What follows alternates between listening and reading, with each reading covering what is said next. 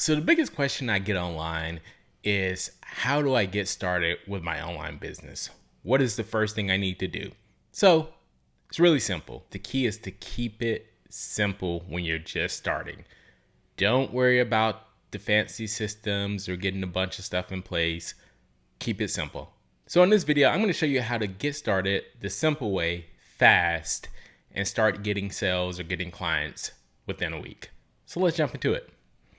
So when I first started with my business, there was four tools that I used to get started. So I had a Calendly, which is a calendar system to where I can book calls, and I just hooked it up to my calendar. It matched my availability. The second tool I used was Zoom. That was the software that I used to take the calls. You can do via audio or you can do via video. Most of the calls I did video with my clients. And the third tool I used was PayPal, which I use to create invoices so I can get paid by clients. And then I had a fourth tool, which was my Gmail account, which would allow me to use Google Docs or Google Sheets if I needed to create contracts or proposals. I can just do it from Word in there and just export it as a PDF. So those were the 3 to 4 tools that I used the first 2 years of my business to get started. I was bringing in anywhere, I think that within the first 3 months when I first started my business, I was up to $20K a month with just those tools, and then just using the skills that I already had learned from my previous 9 to 5. That was pretty much the main service that I was offering. I'm in the digital marketing space. I'm in tech, so I was building funnels. I was setting up CRMs, which is customer relation management systems. I was setting up email automation.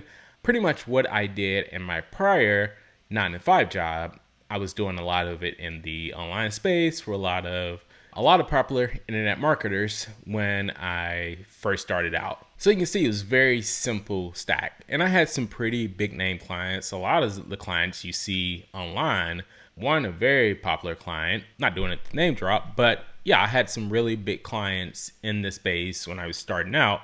And I got a lot of that business by referral and word of mouth. I didn't have a fancy website.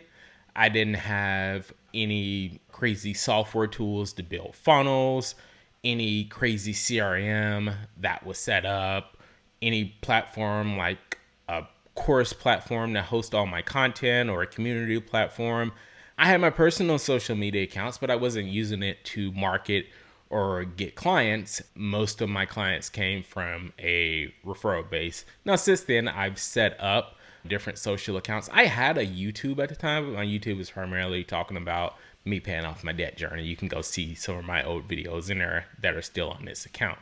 But what I didn't do was stop me from going out to get business. I didn't worry about creating this elaborate website that had all of the work that I did or all these testimonials.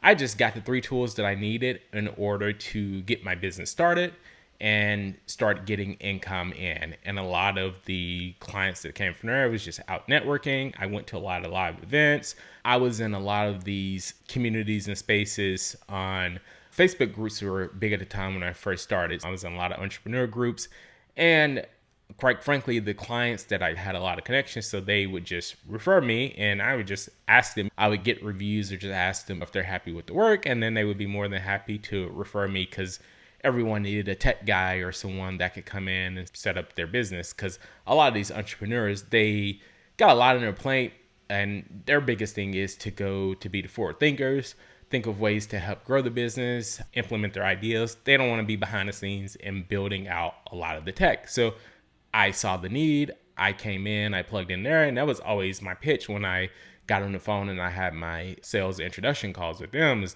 hey, have them focus on the areas where they're strong at. They give me the vision of what they're trying to accomplish. If they didn't know, I had the expertise to be able to tell them what they needed to build in order to automate a lot of their systems in order to sell products. A lot of them was info products or also just lead magnets where they can get leads and collect emails automatically on top of what they were already doing. So that was the main thing. So I would say keep it simple. Like, you don't need a lot of fancy tools and a lot of fancy stuff to get online. I know there's a lot of people that are pushing these tools, and I know there's a lot of people that are pushing these tools and telling you need all this stuff to get started, but you don't. A lot of them are just affiliates of the tools, so they push the tools to tell you you need this tool in order to grow your business, in order to get sales. But honestly, it is not the tools. There's so many tools out there to build websites, to build funnels, to take sales, to host course. There's so many of them out there. And I can tell you what, it's not the tool that gets the clients, that get people in the door. It's not that. It's you. It's the value that you provide, the knowledge that you have. Granted, some of these tools make it easier to be able to deliver that stuff and automate it, and takes away a lot of the manual processes. But a lot of times you don't know what processes and stuff you need till you go and build and actually do the work, and then you can create it. If you're starting out just building these things, like, you don't know how to deliver and how to best utilize these platforms. And quite frankly, you'll waste a lot of time just trying to learn them to get them set up for building stuff that you may not even use a month or a year or a few months down the line. So I think a lot of people just do that because they delay getting started with their business, or just an excuse for why they're not getting results in their business, because they're focusing on the wrong things. Just keep it simple.